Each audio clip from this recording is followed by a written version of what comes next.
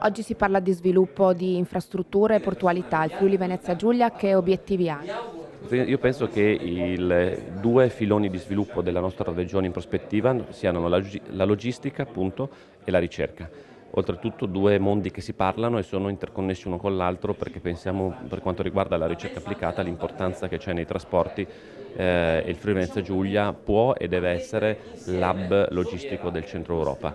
Le operazioni che abbiamo portato avanti, dal potenziamento del porto di Trieste Monfalcone ha il polo degli interporti con Trieste, Cervignano, Gorizia e Pordenone, l'ingresso probabile anche dell'interporto della Carinzia, il corridoio doganale tra Trieste e la Carinzia, i colloqui che ho avuto proprio poche settimane fa con Monaco per un altro corridoio doganale con la Baviera rappresentano e rendono plastica l'importanza che può avere il nostro sistema per tutto il centro Europa. Noi vogliamo diventare quell'hub che sta nel cuore della storia e dell'economia della nostra regione, ma penso che sia utile a tutti i paesi che guardano al Friuli Venezia Giulia in questo momento con grande interesse.